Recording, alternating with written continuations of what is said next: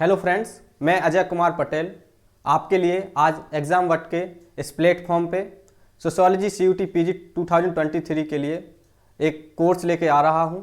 और exam what के इस प्लेटफॉर्म पे बहुत सारी क्वेरीज आ रही थी, तो उसके चलते ही हम लोगों ने एक नई मुहिम को स्टार्ट किया है। फ्रेंड्स, इस सोशियोलॉजी में आपको इसका कोड तो पता ही होगा, PGQP15 सोशियोलॉजी। तो सोशियोलॉजी को हम लोग इस विस्तृत श्रृंखला में बड़े अच्छे तरीके से कवर करेंगे और इसका सारा सिलेबस डिस्कशन करेंगे।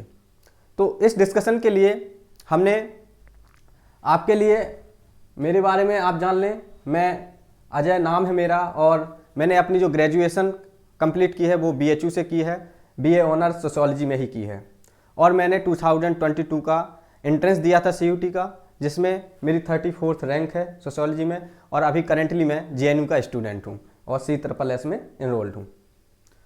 फ्रेंड्स, यदि मैं क्लासेस की बात करूँ तो आपकी क्वेरीज का समाधान करते हुए एग्ज़ाम वट की टीम ने ये फैसला लिया है कि हम लोग जल्द ही सोशियोलॉजी के बैच की क्लासेस स्टार्ट करने जा रहे हैं। तो हमारा बैच 16 जनवरी से स्टार्ट होने जा रहा है। तो आप लोगों से मेरा अनुरोध है कि जल्द से जल्द हमारे चैनल के और हमारे YouTube के चैनल के नीचे डिस्क्रिप्शन में गूगल फॉर्म दिया हुआ है, वहाँ पे जाकर रजिस्ट्रेशन करें और हमारी क्लास से जुड़ें, ताकि आपके एक सही समय पे तैयारी स्टार्ट हो सके और आप CUT को PG का जो एंट्रेंस एग्ज़ाम है उसको अच्छे से क्लियर कर सकें और हमारे साथ रहते हुए अच्छे से बेहतर तरीके से तैयारी कर सकें और एक बेहतर एस्पिरेंट बने। और एस्पिरेंट के साथ साथ आप JNU जैसे इंस्टीट्यूट में आएँ, BHU जैसे इंस्टीट्यूट में जाएँ। फ्रेंड्स, हमारी जो क्लासेस होंगी वो हफ्ते में 6 दिन होंगी और इसके साथ साथ 7वें दिन यानी कि संडे के दिन हमारी स्पेशल क्लासेस होंगी, जिसमें मैं आपको बूस्टर डोज दूंगा। बूस्टर डोज के साथ साथ आपका PYQ डिस्कशंस होंगे और मॉक टेस्ट वगैरह, इन सबको हम लोग विस्तृत से करेंगे। तो आपको एक सॉलिड बनाया जाएगा, एक सॉलिड एस्पिरेंट CUT के लिए बनाया जाएगा, ताकि आप इस एग्ज़ाम को बड़े ही आसानी से पास कर सकें और क्रैक कर दें। फ्रेंड्स, हमने जो सोशियोलॉजी के लिए वैसे तो नॉमिनल फीस कोर्स की 5,000 रुपये थी, बट मैंने और एग्ज़ाम वट के चैनल ने डिसाइड किया है कि हम लोग और भी अच्छी एजुकेशन, बेहतर एजुकेशन और सबसे कम कीमत में आपको प्रदान करेंगे। तो हम लोगों ने इसका कॉस्ट जो है इसको घटा के कम कर दिया है और ओनली 3,999 रुपये रखे हुए हैं। ये एक बहुत ही चीप प्राइस है। फ्रेंड्स, मैं अपना खुद का एक्सपीरियंस आपको बता रहा हूँ कि जब मैं CUT की तैयारी कर रहा था तो इतने सस्ते दामों में कोई भी बैच वहाँ पे अवेलेबल नहीं था, ना ही ऑनलाइन ना ही ऑफलाइन। तो मैंने कैसे भी करके स्वयं से नोट्स बनाए।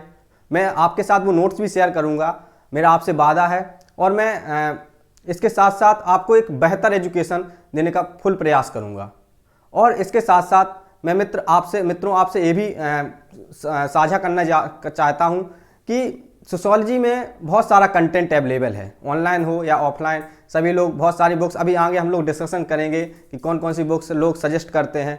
तो फ्रेंड्स, बहुत ही वास्ट सिलेबस होने की वजह से हम लोगों में काफ़ी कन्फ्यूजन हो जाता है। तो उस कन्फ्यूजन को दूर करने के ही लिए और एक बेहतर एजुकेशन देने के लिए, एक सिस्टमेटिक वे में अध्ययन करने के लिए हम लोगों ने ये बैच लॉन्च किया है, जो हम लोग 16 जनवरी से स्टार्ट करने जा रहे हैं। फ्रेंड्स, हमने डिसाइड किया है कि जो हमारा ये कोर्स होगा उसको हम लोग 3 महीने में पूरा कर लेंगे, 3 महीने में पूरा करेंगे। लेकिन फ्रेंड्स, इसका मतलब ये नहीं है कि हमारी क्लासेस 3 महीने बाद रुक जाएंगी, बिल्कुल नहीं। जब तक, जैसा कि अभी हमारे पास 5 महीने हैं, जून में लगभग एग्ज़ाम होने वाला है, जैसा NTA की साइट पे अभी आया है, तो उसके अकॉर्डिंगली हमारे पास ऑलमोस्ट 5 महीने के समथिंग हैं। तो इन 5 महीने में मैं 3 महीने में स्टार्टिंग में आपका कोर्स करवाऊंगा। इसके अलावा क्लासेस आपकी कंटिन्यूसली चलेंगी और मैं 2 महीने आपकी जमकर प्रैक्टिस करवाऊंगा। यही जो प्रैक्टिस होती है, कहा जाता है कि practice makes a man perfect. तो प्रैक्टिस बहुत ज़रूरी है और इस प्रैक्टिस में मैं आपको, जो मेरा एक स्पेशल इनिशिएटिव है, that is of booster dose. Booster dose आपको बहुत हेल्पफुल होंगे और वो सोशियोलॉजी में आप ये कह सकते हैं कि जस्ट आपका सारा सिलेबस एक तरफ, सारा कंटेंट एक तरफ, और जो मैं बूस्टर डोज आपको दूंगा वो एक तरफ। क्योंकि उनको मैंने इतने अच्छे तरीके से प्लान किया है। जब मैंने स्टडी की थी तो मैंने उन्हीं की मदद के जरिए मैं मुकाम हासिल कर पाया हूं और आज जेएनयू का स्टूडेंट हूं। फ्रेंड्स, इसके साथ साथ ही अब मैं आपके साथ सिलेबस को डिस्कशन करूंगा कि वास्तव में सोशियोलॉजी में क्या सिलेबस है। फ्रेंड्स, सीयूटी जो एग्ज़ाम हुआ था वो सबसे पहले 2021 में कंडक्ट कराया गया था, लेकिन उस समय उसमें बहुत ही कम यूनिवर्सिटीज़ शामिल थीं। लेकिन 2022 में पहली बार जेएनयू, बीएचयू, हैदराबाद यूनिवर्सिटी और तमाम यूनिवर्सिटियां शामिल हुईं। तो इन यूनिवर्सिटियों के शामिल होने से सीयूटी का पहले काफ़ी बड़ा सिलेबस था, उसमें ऑलमोस्ट 9 टॉपिक थे। बट जब ये सारी यूनिवर्सिटियां उसमें शामिल हुई तो सभी यूनिवर्सिटीज़ का अलग अलग सिलेबस होता है, सभी की अपनी अपनी स्पेशलिटीज़ होती हैं, उसके अकॉर्डिंगली वो सिलेबस को रिक्वायर करते हैं। तो एनटीए ने डिसाइड किया कि हम इस सिलेबस को इन सेकेंड वे डिज़ाइन करेंगे। तो जब उन्होंने दोबारा से इस सिलेबस को डिज़ाइन किया तो उन्होंने उसमें से कुछ टॉपिक कम किए थे। सोशियोलॉजी में कम किए थे, कई और सब्जेक्ट हैं तो उन्होंने उसमें बढ़ाए भी थे, बट सोशियोलॉजी में 2 से 3 यूनिट कम हो गए थे। तो जो बचे हुए यूनिट थे वो 6 मॉड्यूल्स हैं। और ऐसा नहीं है कि सिलेबस कम है, इसमें भी इसके अंदर बहुत सारे यूनिट्स हैं जो मैं आपको बारी बारी से भी बताने जा रहा हूँ। फ्रेंड्स, इन 6 मॉड्यूल्स में सबसे पहला जो हमारा मॉड्यूल है वो है बेसिक कंसेप्ट्स इन सोशियोलॉजी। और बेसिक कंसेप्ट्स इन सोशियोलॉजी, ये वाला जो मॉड्यूल है वो इतना इम्पोर्टेंट है कि ये वाला मॉड्यूल एक तरफ और बाकी के मॉड्यूल एक तरफ, क्योंकि यदि आपको सोशियोलॉजी के बारे में बेसिक अंडरस्टैंडिंग चाहिए, आपको सोशियोलॉजी को समझना है, और एक sociology is a scientific discipline, यदि आपको सोसाइटी को साइंटिफिकली समझना है तो उसके लिए सबसे ज़रूरी है कि सोशियोलॉजी के आपको बेसिक कंसेप्ट पता होना चाहिए। तो ये जो आपको मैं ये मुहिम लेके आया हूँ, ये आपको बेसिक से सब कुछ बताएगा, बेसिक कंसेप्ट से लेके आपको हायर लेवल तक कोई एग्ज़ाम कैसे अप्रोच करना है उन सब चीज़ों को बताएगा। और मैं कोशिश करूँगा, इवन मैंने इस तरह से डिज़ाइन ही किया है सब कुछ कि आपको किसी भी तरह की कोई परेशानी होने वाली नहीं है। एग्ज़ाम वक्त आपके लिए हमेशा ही आपके साथ है और एग्ज़ाम वक्त से आप हमेशा जुड़े रहें जब तक आपका एंट्रेंस नहीं हो जाता, इवन एंट्रेंस के बाद, क्योंकि हमारे साथ बहुत ही कोर्स हैं। तो फ्रेंड्स, बेसिक कंसेप्ट्स में सबसे पहले हमें सोशियोलॉजी की डेफिनेशन पढ़ना होगा। इसका नेचर क्या है, इसका स्कोप, इसके सबसे इंपॉर्टेंट ये हो जाता है what is the scope of sociology. तो इस सब को जानेंगे, इसके relations with other discipline, sociology का अदर सोशल साइंसेस से किस तरह से रिलेशन है वो सब डिस्कशन करेंगे, specially sociology and its relation with anthropology and philosophy, psychology, इन सब के साथ हम लोग इसका रिलेशन डिस्कशन करेंगे। पॉल साइंस के साथ क्या रिलेशन है। इसके साथ साथ सोशियोलॉजी में सोशल स्ट्रक्चर, हमारे बेसिक कंसेप्ट्स में सबसे पहले हम सोशल स्ट्रक्चर का डिस्कशन करेंगे, सोसाइटी को डिस्कस करेंगे, social organisation, community, association, norms, value. हम रोज के बोलचाल की भाषा में सभी को एक ही मान लेते हैं, वही एसोसिएशन, इंस्टीट्यूशन, बट ऐसा नहीं है फ्रेंड्स। इन सब में बहुत ही माइनर और मेजर डिफरेंसेस हैं।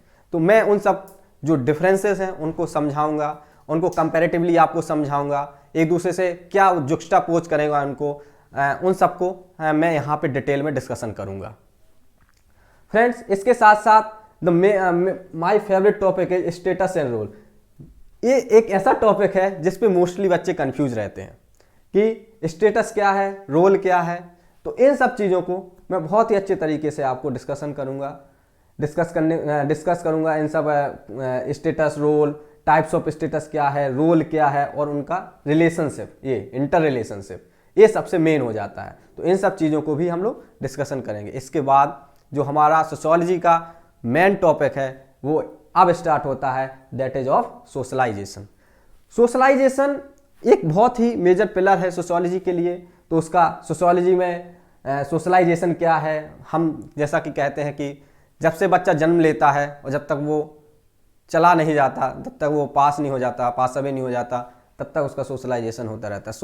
सोशलाइजेशन ये एक हमेशा चलने वाली प्रक्रिया है। तो सोशलाइजेशन को हम लोग डिस्कस करेंगे meaning, it's type, processes, agencies, किन एजेंसी, कौन सी एजेंसीज हैं, प्राइमरी एजेंसीज, सेकेंडरी एजेंसीज, जिनके थ्रू हमारा सोशलाइजेशन होता है, हमारा समाजीकरण होता है। तो इन सब का डिस्कशन करेंगे। इसके अलावा सोशलाइजेशन की बहुत सारी थेरीज हैं, फ्रोट की, कूले, मीड, इसको भी डिस्कस करेंगे। और the vast one topic is culture. Culture में CUT PG में ऑलमोस्ट 5 to 8 क्वेश्चंस बनते हैं। फ्रेंड्स, आपको बिलीव नहीं होगा कि कल्चर एक ऐसा टॉपिक है जो इतना ज़्यादा इंपॉर्टेंट है सोशियोलॉजी के लिए कि मैं आपको नोट्स में बताऊंगा और जब मैं पढ़ाऊंगा तो आपको बिलीव नहीं होगा।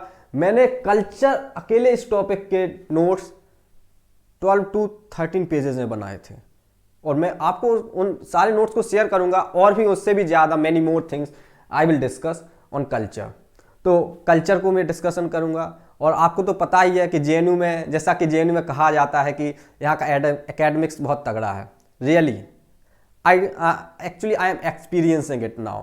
सो कल्चर हो या कोई भी टॉपिक हो, उसको इतने डिटेल में हम लोगों को समझाया जाता है, पढ़ाया जाता है।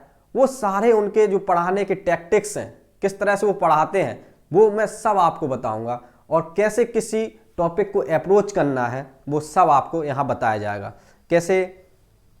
कैसे हम अपने उस टॉपिक को मजबूत कर सकते हैं और कैसे हम दूसरों को बता सकते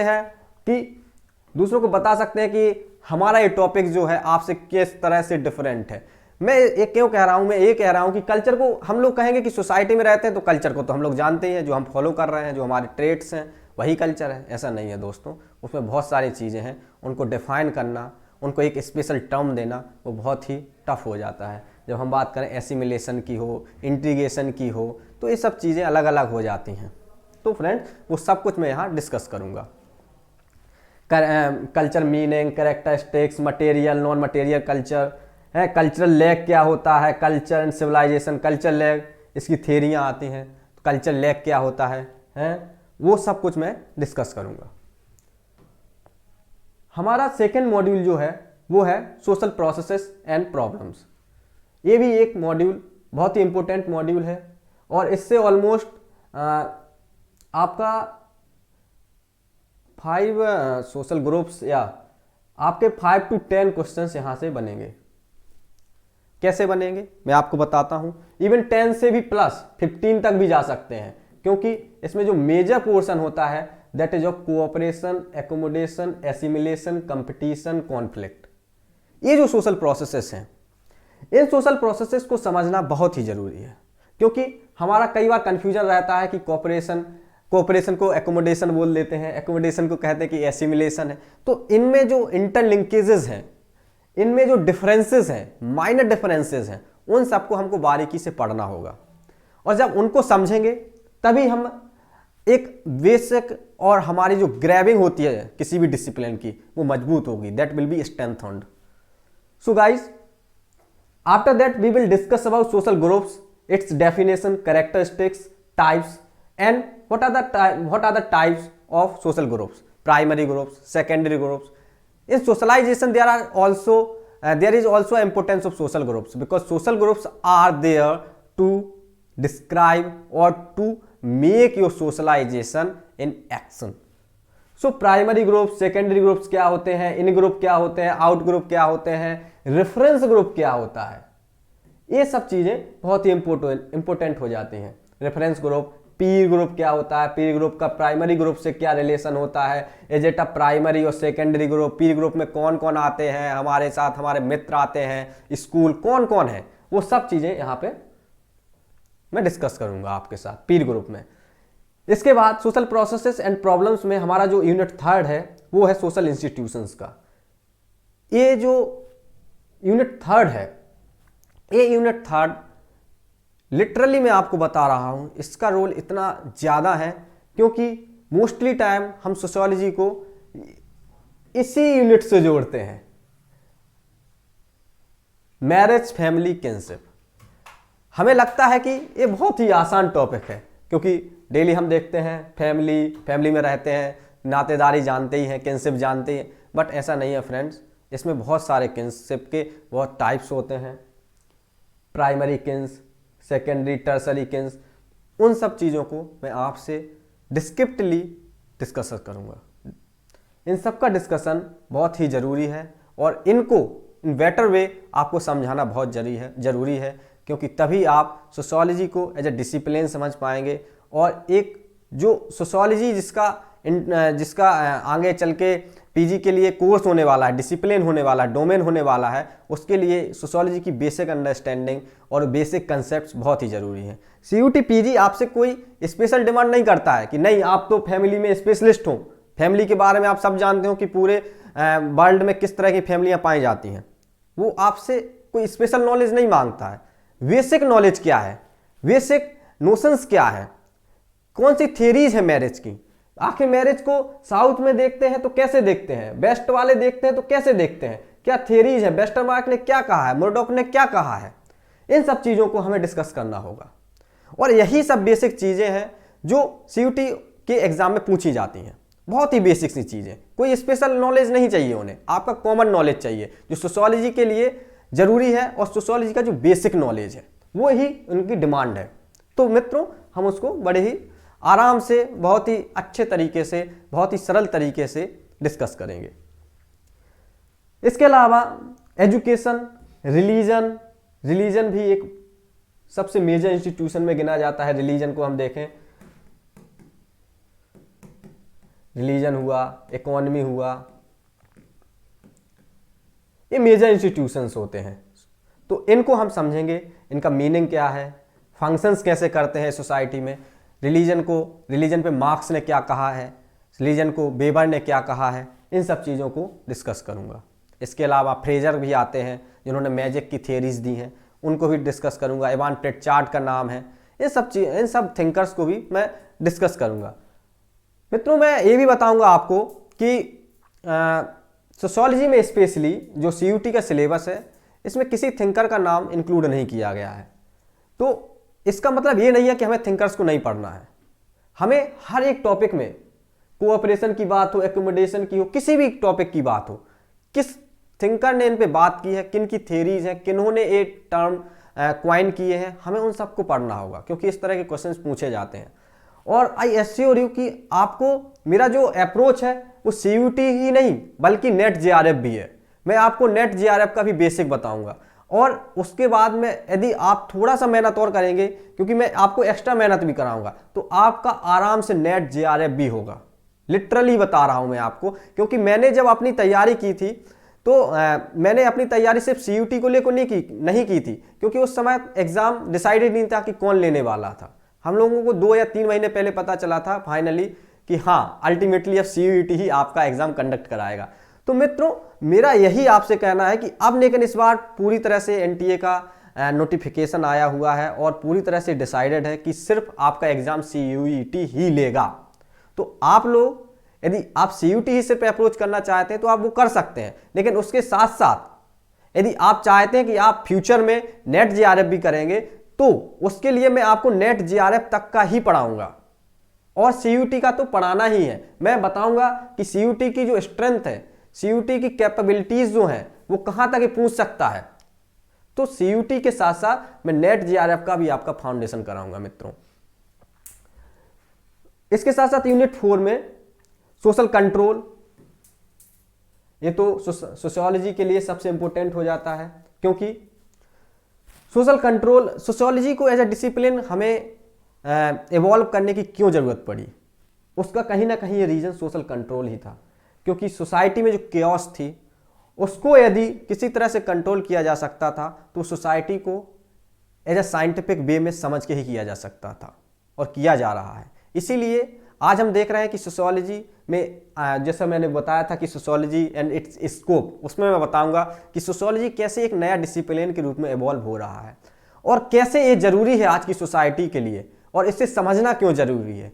आज हम देखते हैं कि हर एक क्षेत्र में, चाहे आप मेडिकल के क्षेत्र में लीजिए या आप इंजीनियरिंग के क्षेत्र में लीजिए या आप सोशल साइंस में तो देख ही लीजिए और यूपीएससी में भी देखिए, सोशियोलॉजी हर जगह छा रहा है। सोशियोलॉजी एक नया डिसिप्लिन और well established best establish discipline निकल के आ रहा है, उसके पीछे रीज़न ही यही है क्योंकि हम जिस सोसाइटी में रहते हैं उस सोसाइटी को समझना बहुत ज़रूरी है। ये बहुत ही कॉम्प्लिकेटेड है, इसको समझना बहुत ज़रूरी है, साइंटिफिक वे में समझना बहुत ज़रूरी है ताकि जो सोसाइटी में प्रॉब्लम्स हैं उनसे हम निजात पा सकें, उनको टैकल डाउन कर सकें। तो social control, it's meaning, significance इसका क्या है और सोशल कंट्रोल की क्या एजेंसीज हैं, what is the role of family in social control, what is the role of state in social control और many other institutions, what is the role of power, what is the role of political parties in social control, how state is going to control the society. Everything will be discussed here. Weberian perspective, Marxian perspective, and with it we will also discuss about family and kinship and its role in social control. Okay, marriage is also there, ये भी social control में आपका contribute करती है। Friends next जो हमारा module है that is about society, culture and social change. Society के बारे में हमने अभी पहले भी डिस्कशन किया हुआ है कि लेकिन इसको 2 बार इन्होंने सिलेबस में दिया हुआ है एक्चुअली। तो सोसाइटी, कल्चर भी देखो दोबारा आया है। यहाँ पे हम लोग कल्चर के बारे में डिस्क्रिप्टिवली पढ़ेंगे, definitions, nature, types, material, non material, या I also earlier have discussed it. So and socialization, importance, process and status, social control, ये हमने सब कुछ पहले भी डिस्कस किया है। ये चूंकि ये 2 बार नहीं है बट इसमें क्या होता है कि इसको और डिस्क्रिप्टिवली पढ़ाया जाता है। किस सेंस में पढ़ाया जाता है? वहाँ पे हमने जो देखा था पहले, इसके पहले वाले यूनिट में, वो सिर्फ कल्चर को समझना था और सोशलाइजेशन और सोशल कंट्रोल को समझना था। बट यहाँ जो सोशल कंट्रोल है उसको मैं आपको कनेक्ट करके बताऊंगा, किससे? सोसाइटी से। और इसके बाद जो हमारा यूनिट 3 है इसमें मैं प्रोसेसेस ऑफ सोशल चेंज बताऊंगा, जिसमें कैरेक्टरिस्टिक्स है, features of industrialisation, modernisation, globalisation. ये बहुत ही इंपॉर्टेंट टॉपिक है, इनसे क्वेश्चंस आते हैं एक्चुअली। सेकुलराइजेशन की बात करें, इसमें मैं आपको वर्ल्ड सिस्टम थ्योरी वगैरह बताऊंगा सॉरी, ग्लोबलाइजेशन में बताऊंगा। इसके साथ ही जो हमारा नेक्स्ट टॉपिक है that is about social stratification. जितना ही मेजर रोल सोशलाइजेशन का है उतना ही मेजर रोल सोशल स्ट्रैटिफिकेशन का है। Social stratification, its types, theories of social stratification, social mobility and its type, इन सब चीज़ों को डिस्कस करूंगा। इसके बाद हमारा जो नेक्स्ट मॉड्यूल है that is about Indian society. Indian society CUT का मैंने जैसे आपको स्टार्टिंग में ही बताया है कि ये आपको सोशियोलॉजी का एक बेसिक नॉलेज मांगता है, तो उसमें ये बहुत ज़रूरी हो जाता है कि आप इंडियन सोसाइटी को समझें, क्योंकि आप अल्टीमेटली इंडिया में ही आप अपना पीजी करने जा रहे हैं सीयूटी के थ्रू स्पेशली। तो इंडियन सोसाइटी को समझना इसके लिए that is too much important. तो इंडियन सोसाइटी में इसका एवोल्यूशन पढ़ेंगे, evolution of Indian society, it's traditional basis क्या है, ट्रेडिशनलिज्म के बारे में पढ़ेंगे और ट्रेडिशनली हम इंडियन सोसाइटी को किस तरह से देखते हैं, what is the role of ashram, varnas, इन सबको पढ़ूंगा। Traditional basis of Indian society and its unity in diversity, India as a pluralistic society, इन सब चीज़ों को, जैसे ये तो बहुत ही फेमस है, unity and diversity in India, India as a pluralistic society. Unity in diversity ये तो इंडिया के लिए बहुत ही इंपॉर्टेंट है, क्योंकि हम जैसा जानते हैं कि इंडिया में कई सारे धर्मों के लोग रहते हैं और कई फेथ के लोग रहते हैं। हाँ, या इसमें मैं आपको फेथ्स बताऊंगा, फेथ क्या होता है, कल्ट क्या होता है, सेक्ट क्या होते हैं, इन सब चीज़ों को हम लोग बड़े ही डिस्क्रिप्टिवली डिस्कस करेंगे। इसके साथ साथ ही सेकेंड यूनिट जो है बहुत ही इंपॉर्टेंट यूनिट है, क्योंकि इसमें हम लोग डिस्कस करेंगे caste, theories of caste system and its changing dimensions in India and what is dominant caste. Here we will discuss about MN M N Srinivas. M.N. Srinivas and his major concept of Sanskritization we will discuss here.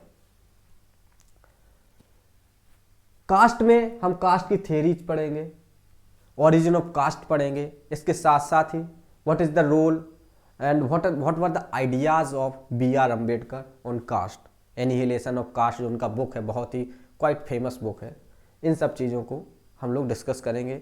उनका उनकी book का जो review है वो भी मैं आपको बताऊंगा, क्योंकि हम लोगों को यहाँ पे वो बुक पढ़ाई जाती है अभी, और मैंने वो बुक पढ़ी है, तो उन सबको भी हम लोग डिस्कस करेंगे। इसके साथ साथ यूनिट 3 जो है, इसमें processes of social change in India. Social change एक ऐसी चीज़ है सोशल चेंज जो हमेशा चलती रहती है। जिस तरह से हमारा सोशलाइजेशन चलता रहता है, ऐसे एवोल्यूशन ऑफ सोसाइटी हमेशा चलता रहता है। तो social change is nothing but it is social evolution. Society हमेशा चेंज हो रही है, हर मूवमेंट पे चेंज हो रही है within respect of time and space. तो social change in India and its processes we will discuss about Sanskritization, westernization, modernization, parochialization, universalization. इन सब चीज़ों को डिस्कस करूँगा। इन सब टर्म्स को किन ने क्वाइन किया है उन सब के बारे में पढ़ूंगा। लुई डूमो के बारे में पढ़ेंगे। इसके बाद हम लोग M.N. श्रीनिवास के बारे में पढ़ेंगे। मॉडर्नाइजेशन हम लोग इसमें योगेंद्र सिंह को पढ़ेंगे। ओके गाइज, यूनिट 4 में हम लोग सोशल इश्यूज एंड प्रॉब्लम्स, जो इंडियन सोसाइटी में आज बहुत सारी प्रॉब्लम्स हैं, जैसा हम जानते हैं, हम उनको फेस करते हैं, तो उनका निजात पाना उनसे बहुत ही ज़रूरी है, और उनको समझना भी बहुत ज़रूरी है, क्योंकि जब हम जानेंगे कि वास्तव में प्रॉब्लम है क्या, तभी तो उसका सॉल्यूशन ढूंढ पाएंगे। तो उन सब चीज़ों के लिए ज़रूरी हो जाता है कि हम जानें कि what is gender discrimination, problems of women, problems of Dalit, OBCs, minorities, affirmative action जो रिजर्वेशन होता है उसको ही यूएसए में अफर्मेटिव एक्शन बोला जाता है। तो अफर्मेटिव एक्शन क्या होता है, रिजर्वेशन क्या होता है, रिजर्वेशन पॉलिसीज़ क्या है, इसके साथ साथ ही गवर्नमेंट का क्या एक्शन होता है, किस तरह से उसे कॉन्स्टिट्यूशन में लाया गया था और कैसे वो अभी तक नहीं हटा है, आज भी हमें रिजर्वेशन दिया जाता है। उन सब चीज़ों को बारीकी से हम लोग डिस्कस करेंगे, और इस पर लिटरली मैं बता रहा हूँ, आपको क्वेश्चंस आते हैं, तो इन सब चीज़ों को बारीकी से समझना बहुत ही ज़रूरी है। आपको बिल्कुल भी चिंता नहीं करनी है, there is nothing to be worried about it. मैं आपको सारा कुछ, सब कुछ नोट्स के जरिए से और विस्तृत तरीके से समझाऊंगा, पढ़ाऊंगा, सिखाऊंगा। नेक्स्ट मॉड्यूल जो हमारा है, ये तो बहुत ही इंपॉर्टेंट है सोशियोलॉजी के लिए। You can say it is the heart of sociology. Without it you cannot imagine sociology, because social research is the ultimate thing, the ultimate way through which you can understand sociology, and sociology is evolved through social research, because जब social research ही नहीं होगा तो sociology को आप कैसे समझेंगे। जब societies की आप research ही नहीं करेंगे, वहाँ पे आप वर्क ही नहीं करेंगे, चाहे आपका कुछ भी हो, आपको सोसाइटी को जो हमारे मेथड्स हैं, क्वेश्चनर करना हो, या आपको पार्टिसिपेंट ऑब्जर्वेशन करना हो, कोई रिसर्च करनी हो, तो वो सोसाइटी पे ही की जाएगी, क्योंकि तभी आप सोशियोलॉजी को बढ़ा पाएंगे, या जो सोसाइटी का नॉलेज है उसके थ्रू ही आप सोशियोलॉजी तक एक डिसिप्लिन को इवॉल्व कर पाएंगे।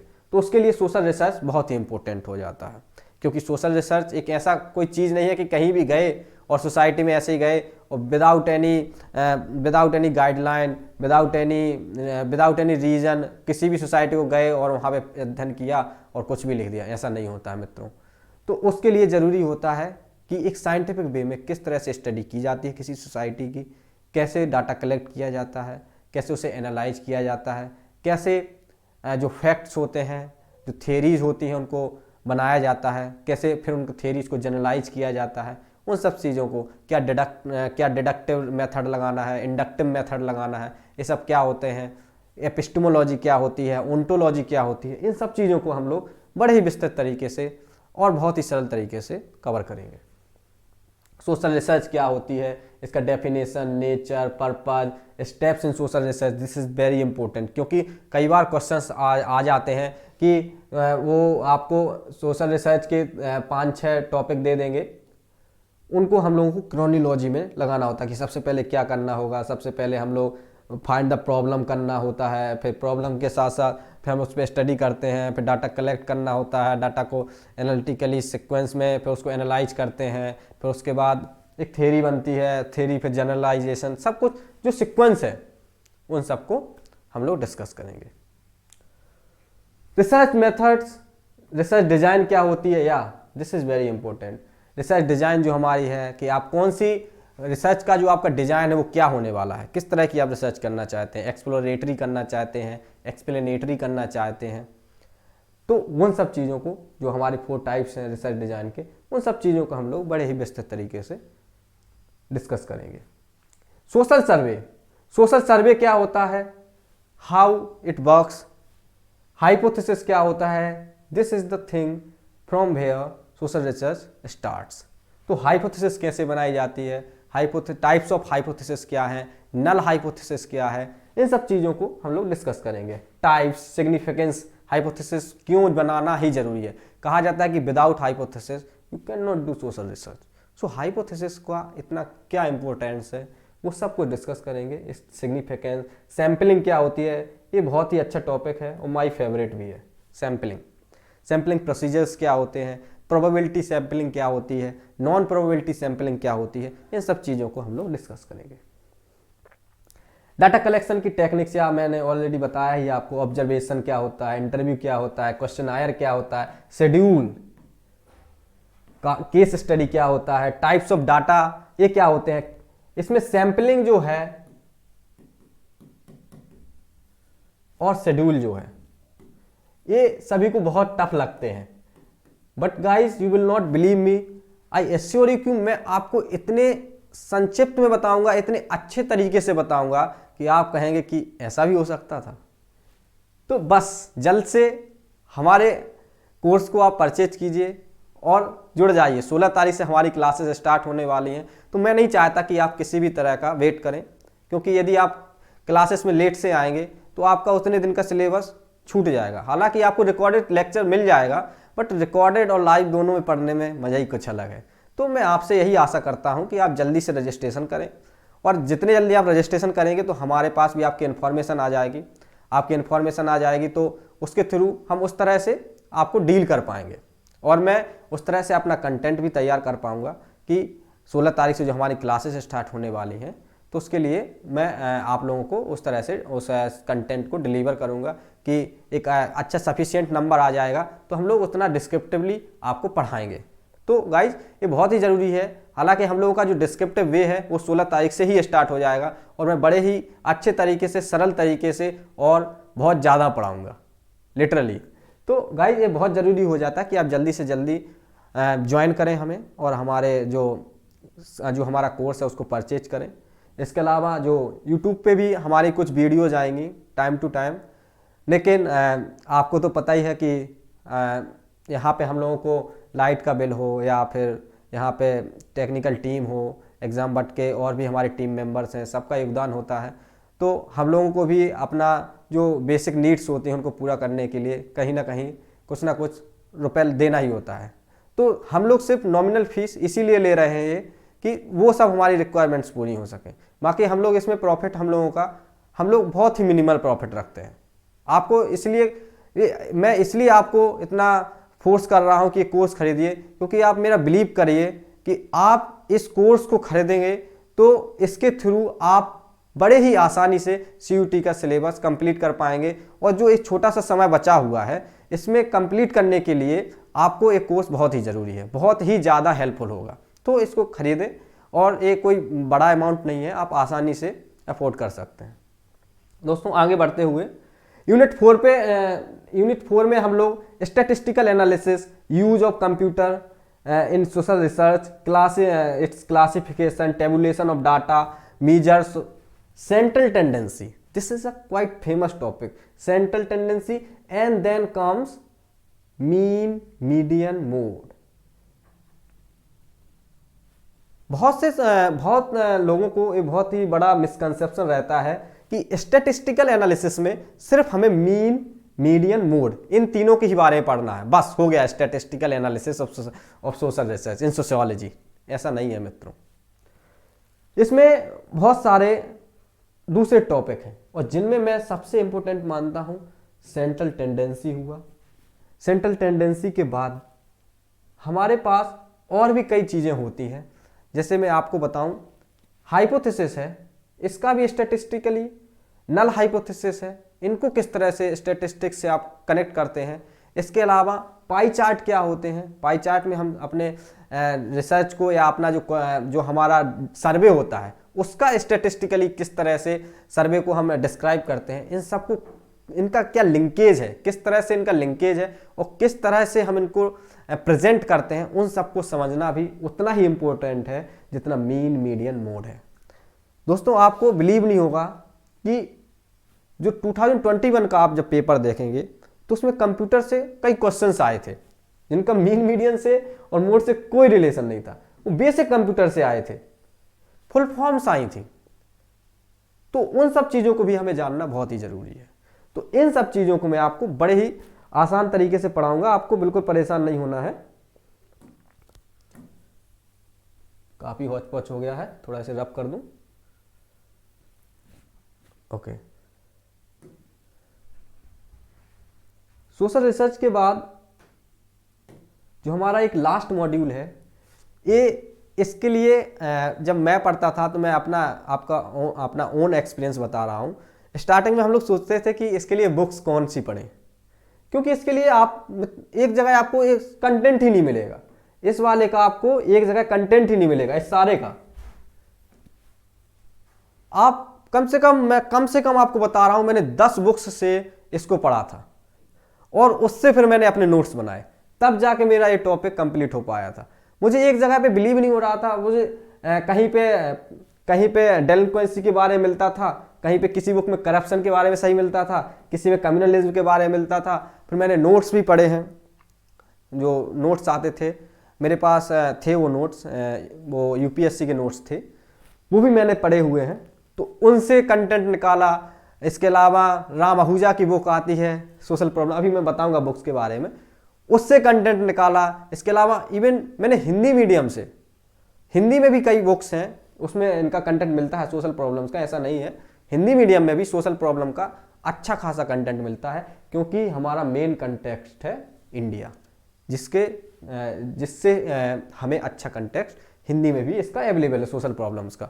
तो एक ए.के. तिवारी की बुक आती थी, मैंने उससे कंटेंट निकाला था इसका। इसके अलावा और भी बुक्स थी, या वो मैं अभी आगे बताऊंगा, एक ऑरेंज बुक आती है गुप्ता शर्मा की, उससे भी कंटेंट निकाला था।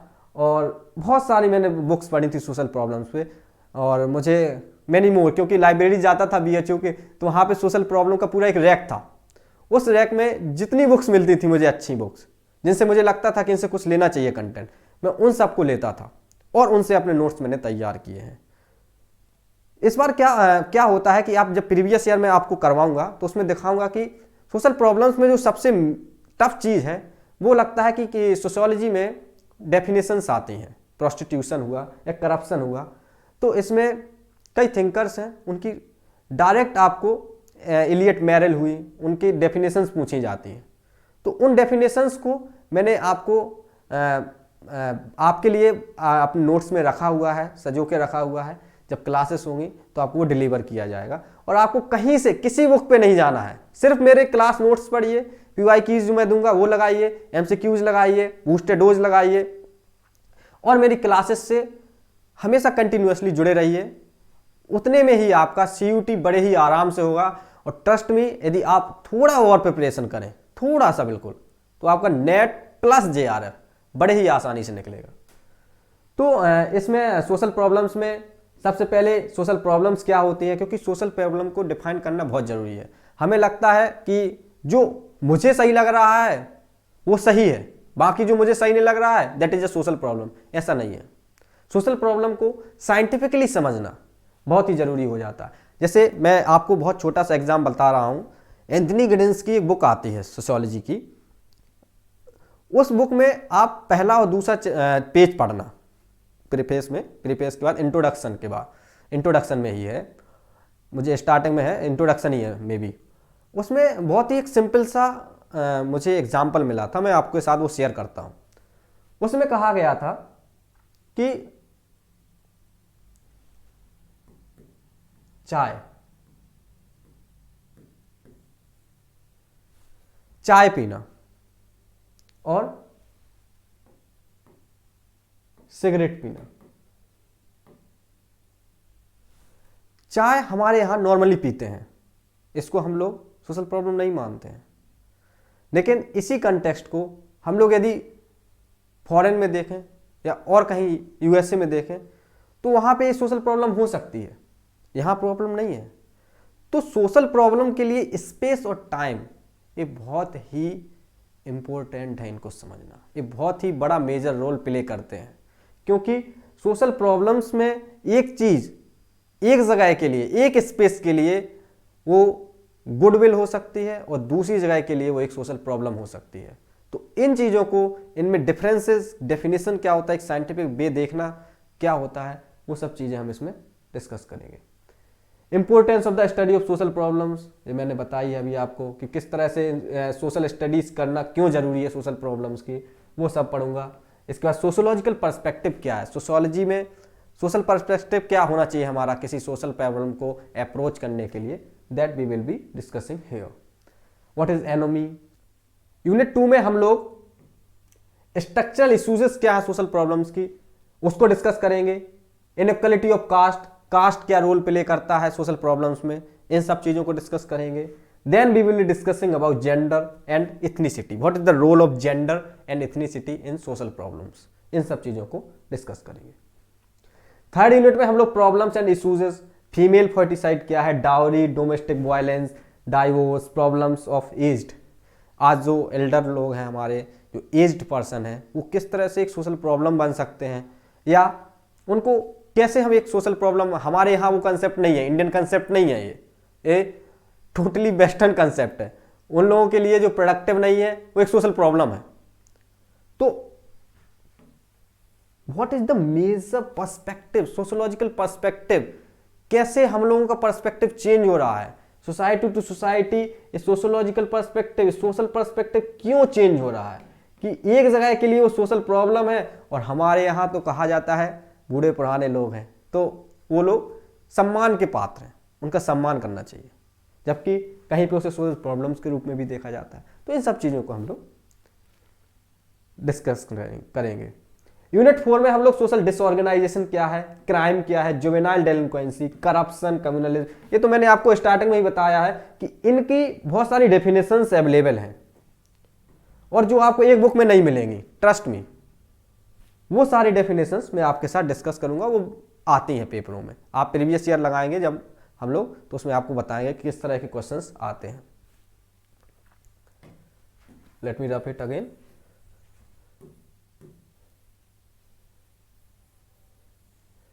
ओके, तो रिसोर्सेस पे अब बात करते हैं। हमारा जो सिलेबस था मैंने सारा पॉइंट टू पॉइंट आपको बताया है, वर्ड टू वर्ड हम लोगों ने डिस्कस किया है वो। अब रिसोर्सेस की बात करते हैं। तो रिसोर्सेस के लिए मैंने स्टार्टिंग में ही आपको बताया है कि आप बिलीव कीजिए, मेरी जो पीपीटीज होंगी मैं इनको भी, आपका जो एक जो पेड कोर्स होगा उसका एक टेलीग्राम चैनल बनेगा, उसमें आपको ये पीपीटीज अवेलेबल कराई जाएंगी। मेरे जो हैंड रिटन नोट्स हैं वो आपको अवेलेबल कराए जाएंगे और मुझे लगता है ये दोनों ही सफिशियंट हैं CUET PG 2023 एंट्रेंस एग्जाम के लिए। मित्रों, इसके अलावा आपके लिए जो मैंने स्पेशली यहाँ पे यूज किया होगा, या बूस्टर डोज जो होंगे ये आपकी प्रिपरेशन को एक नई स्ट्रेंथ देंगे। They will strengthen your knowledge far better, so your understanding will be increased in this discipline through booster doses। इसके अलावा कुछ बुक्स भी हैं और कुछ नहीं, ये अपने आप में नोवेल्स हैं, इतना ज़्यादा है कि मैं आपको आई कांट डिस्क्राइब, बिकॉज मैंने ये बुक्स पढ़ी हैं। तो मैं आपको बता सकता हूँ मैंने क्यों बुक्स पढ़ी, क्योंकि मैंने आपको स्टार्टिंग में ही बताया है कि उस समय कोई ऐसा ऑनलाइन प्लेटफॉर्म नहीं था कि मैं वहाँ जाके अध्ययन कर सकूँ, स्टडी कर सकूँ और मुझे कुछ मिले वहाँ पे। तो मेरी ये मजबूरी थी। लेकिन अब आपको घबराने की बिल्कुल ज़रूरत नहीं है, क्योंकि अब मैं यहाँ पे हूँ और एग्जाम बट के थ्रू मैं आपको एक बेटर नॉलेज दूंगा और ऐसा नॉलेज दूंगा जो CUT को चाहिए, जो CUT की रिक्वायरमेंट्स हैं, जिसके थ्रू आप CUT को बड़े आसानी से क्रैक कर सकते हैं। तो वो मैं नोट्स लेके आया हूँ। तो आपको इन बुक्स को पढ़ने की ज़रूरत नहीं है, मेरी तरफ से तो बिल्कुल नहीं है, क्योंकि मेरे नोट्स ही सफिशियंट है। मेरे जो नोट्स होंगे उनसे ही आप पढ़ लीजिए, वो ही सफिशियंट है। बट यदि आप चाहते हैं कि मैं नोट्स और क्लास इन सबको तो अटेंड करूंगा ही, इसके अलावा भी जो एक्स्ट्रा ऑर्डिनरी लोग होते हैं उनके लिए यदि वो चाहते हैं कि मुझे बुक्स भी पढ़नी है, क्योंकि रीजनिंग के कुछ क्वेश्चंस आ जाते हैं। देखो, जो रियलिटी है उसको मैं छिपाऊंगा नहीं। रीजनिंग के कुछ क्वेश्चंस आते हैं, उनके लिए नोट्स के जरिए जो मैं बोलूँगा क्लास में, उसको यदि आप ग्रैब नहीं कर पाते हैं या आप चाहते हैं कि उसको मैं बुक्स के थ्रू पढूं, कई लोग होते हैं जिनको बुक्स से अच्छे से समझ में आता है, तो मैं बुक्स में आपको एक स्पेशल मॉड्यूल भी लेके आ रहा हूं। जो हमने कल 6 जेम्स की बात करी थी जो हमारे कोर्स के थे, आज मैं आपको 7वां जेम्स भी बताने आ रहा हूं। ये एक नया ऑफर है आपके लिए, that is about book review. But जो हमारी हफ्ते में 6 क्लासेस होंगी, वो तो जब होना है टाइम पे, वो टाइम पे ही होंगी। जो टेंटेटिवली अभी अब मैंने टाइम डिसाइड नहीं किया, वो 16 तारीख से डिसाइड करूंगा, तो वो टाइम तो हमारा है ही। इसके अलावा मैं आपके लिए एक 7वां ऑफर लेके आया हूं, that is about book review. मैं आपको सारा बुक पढ़ने को नहीं दूंगा, उस बुक में कंटेंट जो है 3 पेज या 4 पेज का जो आर्टिकल है वो पढ़ने को दूंगा और उसका डिस्कशन करूंगा। वो एक्स्ट्रा क्लासेस, 7 दिनों की क्लासेस तो होंगी ही आपके साथ, उसके अलावा भी टाइम निकाल के हम लोग स्पेशल मीटिंग करके बुक रिव्यू भी करवाएंगे आपको। गाइस, मैं बता रहा हूं ना आपको, मैं इतना डिस्क्रिप्टिवली आपको पढ़ाने जा रहा हूं ये बैच कि आप बिलीव नहीं करेंगे। तो उसके लिए ये बहुत जरूरी हो जाता है कि मैं आपको बुक रिव्यू भी करा दूंगा मेजर बुक्स का। सबसे मेन, आप किसी से पूछिएगा कि सोशियोलॉजी के लिए क्या पढ़े, they will suggest you IGNOU material, that is sufficient. But guys, you will not believe कि जो इग्नू का मटेरियल है वो इतना है, मेरे पास रखा हुआ है, सारा पढ़ा हुआ है मैंने। उसको पढ़ने में, मैं जब उसको दिन भर पढ़ता था ना, तो शाम को मुझे पता नहीं रहता था मैं कहाँ डला हूं, सो जाता था। तो उन आपको सारा नहीं पढ़ना है, मैं आपको बताऊंगा बहुत इजी वे में। मैं खुद आर्टिकल दूंगा आपको कि क्या पढ़ना है, उसको आइए, उसको भी हम लोग डिस्कस कर लेंगे। इसके अलावा जो हमारे कोर्स है, हमारा नोट्स है, वो तो मैं आपको बता ही रही हूँ, वो तो मैं बताऊंगा ही। और मेरे जो नोट्स है वो अलग से नहीं है, वो इग्नू हो, ऑरेंज हरलोम्बस हो, रिटजर हो, इंडियन सोशियोलॉजिकल थॉट्स, बी के नागला का बहुत ही क्वाइट फेमस बुक है, sociology by CN Shankar Rao. ये this is the key of sociology, this book, white one. ये व्हाइट वाली आती है, 2 आती है इसकी बुक, लेकिन आपको व्हाइट वाली देखना है, ये व्हाइट वाली बुक है। This is the key of CUT PG exam. इसके अलावा राम आहूजा बुक, मैंने बुक्स थोरोली पढ़ी हुई है। हरलोम्बस में भी 2 बुक्स आती हैं, एक ऑरेंज मैंने बताया, या एक ब्लू वन आती है, ऑरेंज होगी और एक ब्लू आती है। ब्लू में कई लोग बताते हैं कि ये UPSC के लिए बहुत ही जरूरी है, उसमें बताते हैं 14 चैप्टर। गाइस, मैंने पढ़ा हुआ है, तो मैं आपको, मेरे जो नोट्स हैं वो कहीं अलग से नहीं है, इन सारी बुक्स से और मेनी मोर बुक्स, इसमें बहुत सारी इंक्लूडेड नहीं है, मैंने वो बुक्स पढ़ी हैं, उनसे अपने नोट्स बनाए हैं। तो उन सबको भी मैंने जो अपने नोट्स बनाए हैं उनको उनमें इंक्लूड किया हुआ है। इसके अलावा राम आहूजा की तो बहुत सारी बुक्स आती हैं, एक सोशल रिसर्च के लिए आती है, सोशल प्रॉब्लम्स के लिए आती है, इंडियन सोसाइटी के लिए आती है, तो राम आहूजा की बुक्स है। तो इग्नू मटेरियल जो बहुत ही इंपॉर्टेंट है, वो इग्नू मटेरियल मैं आपको प्रोवाइड कराऊंगा, मैं ही दूंगा, आर्टिकल्स दूंगा, उनको मैं बाकायदा उसका डिस्कशन करूंगा, किस तरह से पढ़ना होता है इग्नू मटेरियल, क्या पढ़ना होता है वो डिस्कस करूंगा। इसके अलावा ऑरेंज हरलोम्बस में कौन से चैप्टर मुझे डिस्कस करवाना है वो मैं आपको करवाऊंगा। आपको बिल्कुल भी लोड नहीं लेना है, आपको तो सिर्फ और सिर्फ क्लास पे अड़े रहना है। कि जो सर ने बताया वही मुझे करना है, वही सफिशिएंट होगा। और मैं आपको ये जो एक्स्ट्रा बताऊंगा ये वो आपकी की है नेट जीआरएफ का। ये जो आपका की होगा, जो नेट जीआरएफ का आपका सोशियोलॉजी का एग्जाम है उसकी की है। What it? तो नेट जीआरएफ के लिए ये हमारा जो मुहिम है, ये इनिशिएटिव आपका नेट जीआरएफ में काम आएगा। इसके अलावा जो हिंदी माध्यम से भी जो छात्र तैयारी करना चाहते हैं, मैं मोस्टली टाइम हिंदी ही बोल रहा हूँ, मैं इंग्लिश में भी बोल सकता हूँ और मैं बोलूँगा भी उसमें। अभी मैं हिंदी में इसलिए ज़्यादा बोल रहा हूँ ताकि आप लोग अच्छे से समझ सकें, क्योंकि मोस्टली मैं देखता हूँ, मैं भी जब तैयारी करता था तो उस समय मैंने देखा है कि हिंदी में छात्रों को अच्छे से समझ में आता है। तो मैं इस समय इसलिए हिंदी में बोल रहा हूँ, मैं इंग्लिश में भी पढ़ाऊँगा और हिंदी में भी बताऊँगा, तो बाइलिंगुअल क्लासेस होंगी।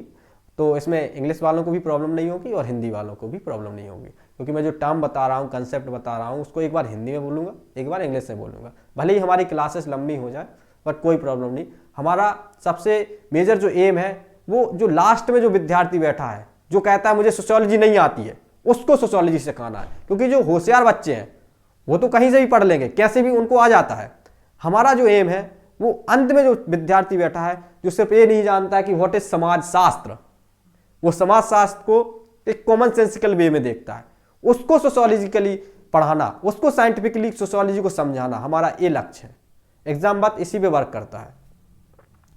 तो हिंदी में मैंने बताया आपको, ये ऑरेंज कलर में बुक आती है, क्वाइट फेमस बुक है, बहुत ही बड़ी बुक है, मैंने पढ़ी है, इतनी मोटी बुक है। मैंने इसको हिंदी में सारा तो नहीं पढ़ा है क्योंकि मैं इंग्लिश में पढ़ता हूँ, इंग्लिश माध्यम में पढ़ा है मैंने सारा, तो इसको पढ़ा हूँ मैं जितना ज़रूरी था। जैसे मैंने बताया सोशल प्रॉब्लम्स इसका पढ़ा है मैंने, इसके अलावा बुक्स पढ़ी हैं, स्टार्टिंग में जो बेसिक कंसेप्ट्स हैं वो पढ़ा हूँ मैं, इनसे पढ़ा हूँ। इसके अलावा एक और बुक आती है समाजशास्त्र, डॉक्टर जी.के. अग्रवाल। और एक थर्ड बुक और भी है, मैं यहाँ मेंशन कर देता हूँ, वो ए.के. तिवारी की बुक है समाजशास्त्र की, वो 2 एडिशन, जस्ट अ मिनट, समाजशास्त्र बाय ए.के. तिवारी।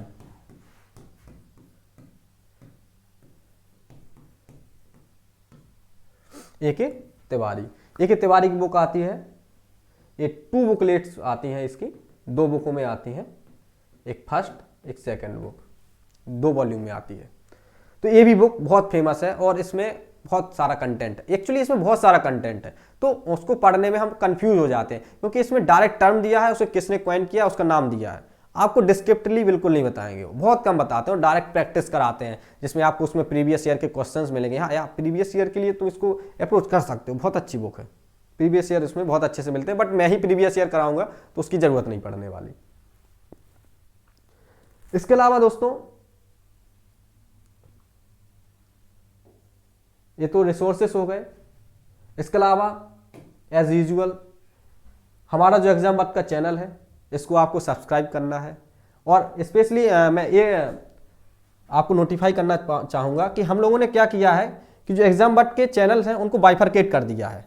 बाइफरकेट आपकी सुविधा के लिए किए गए हैं, क्योंकि बहुत समय एक कन्फ्यूजन था, क्योंकि जैसे एग्जाम वक्त का एक चैनल रहेगा तो उसमें एक कन्फ्यूजन हो जाता है कि ये जो वीडियो है वो यूजी की है कि पीजी की है, तो उसमें कन्फ्यूजन ना हो इसलिए हम लोगों ने अलग अलग चैनल बना दिए, CUET UG, CUET PG, CUET जो नेट जीआरएफ का, सॉरी माफ़ करिए, एनसीईआरटी जो हैं, हमारे सारे कोर्सेस आते हैं। तो आप जिसमें भी जाना चाहते हैं उसमें, यदि आप पीजी के लिए, जैसे ओबियसली मैं पीजी के लिए पढ़ा रहा हूँ, तो सीयूटी पीजी वाले चैनल को जरूर सब्सक्राइब कीजिए और सारे चैनल सब्सक्राइब कर लें तो और ये अच्छा होगा, क्योंकि इससे हम लोगों को भी थोड़ी फाइनेंशियल हेल्प मिलेगी, जिससे हम लोग अच्छे से पढ़ा पाएंगे और आपके लिए बेहतर फैसिलिटीज़ अवेलेबल करा पाएंगे। और हमारा जो एग्जाम वक्त का एक मेन चैनल है इसको भी आप सब्सक्राइब कीजिए, अपने दोस्तों के साथ शेयर कीजिए। और इसके साथ मैं आपको ये भी बताना चाहूँगा दोस्तों कि यदि आपके जो भी दोस्त हों, भाई बहन हों, बीएचयू में भी पढ़ते हों, तो उनसे मेरे बारे में ज़रूर पूछिएगा, वो आपको बताएंगे कि अजय भैया हमारे जो सीनियर थे वो कैसे थे। मैं आपको लिटरली बता रहा हूँ, मैं अपने जूनियर से भी कनेक्टेड था, अपने दोस्तों से भी कनेक्टेड था, तो उन सब से भी आप, यदि आपको मेरे बारे में पूछना है, बेझिझक पूछ सकते हैं। वो आपको बताएंगे कि मैं उनके सामने ही अपने नोट्स बनाता था, तो आपको बताएंगे किस तरह से नोट्स बनाए हैं। बीएचयू में मेरा अच्छा एक्सपीरियंस रहा है, अभी यहाँ जेएनयू में पढ़ रहा हूँ। आप भी JNU आइए, आपका वेलकम है। तो उसके लिए आपको एग्ज़ाम बट पे जुड़ना बहुत ही ज़रूरी है। यदि आपको if you are thinking for JNU, जैसे कल भैया ने बताया था, if you are thinking about JNU then you have to think about exam but. Exam but JNU, exam but का यही लक्ष्य है, JNU। और भी यूनिवर्सिटीज़, जब आपका JNU होगा तो और भी यूनिवर्सिटीज़ जो प्रेस्टिजियस यूनिवर्सिटीज़ हैं, BHU, हैदराबाद, JNU, सभी अपने आप में प्रेस्टिजियस हैं, सभी अपने आप में यूनिक हैं। तो ये सभी यूनिवर्सिटीज़ में आप आसानी से अपने आप को दाखिल करा सकते हैं। तो हमारे चैनल को सब्सक्राइब करिए। इसके अलावा यदि अब भी आपके पास कोई क्वेरी है तो हमारे नंबर्स हैं, इन पे आप संपर्क कर सकते हैं और इन नंबर्स पे आपको बड़े ही जल्दी, बड़े ही आसान तरीके से आपकी हर एक समस्या का समाधान किया जाएगा। आप हमारी वेबसाइट भी विजिट कर सकते हैं। इसके अलावा हम कोई भी क्वेरी है आप हमें ईमेल भी कर सकते हैं। हमारी वेबसाइट www.exambut.in और हमारा जो ईमेल है exambut@gmail.com है। So guys, in last, thanks for watching this video. आशा करता हूँ कि आपको ये वीडियो बहुत पसंद आई होगी। तो लाइक कीजिए, शेयर कीजिए, सब्सक्राइब कीजिए और एग्ज़ाम बट से जितनी जल्दी हो सके जुड़िए। जो हमारा बैच आने वाला है, मैंने स्टार्टिंग में बताया था आपको, 16 तारीख से बैच आने वाला है। जल्दी से जल्दी अपने जो सोशियोलॉजी में CUT PG का एग्ज़ाम देने वाले हैं 2023 के लिए, उनको जोड़िए, उनसे कीजिए, उनसे कहिए कि एग्ज़ाम बट से जुड़ें। और इसका जो रजिस्ट्रेशन फॉर्म है वो आपको नीचे डिस्क्रिप्शन में मिल जाएगा, उस पर जाइए, गूगल फॉर्म पे जाइए, उसको फिल कीजिए और जो नॉमिनल फ़ी है इसको पे कर दीजिए, ताकि आपको जो हमारा टेलीग्राम चैनल बनेगा सोशियोलॉजी का, उससे ऐड कर दिया जाए और हमारी 16 तारीख से जो क्लासेस होने वाली हैं विधिवत, उनमें आपको ऐड करा दिया जाए और आप जो कंटेंट है वो आपको आसानी से अवेलेबल हो जाए। दोस्तों, इसी तरह की और भी वीडियोस देखने के लिए हमारे चैनल को सब्सक्राइब कर ही दीजिए। आपको यहाँ भी फ्री में भी कुछ कंटेंट मिलेगा, ऐसा नहीं है कि हम सारा पेड ही पढ़ाएंगे।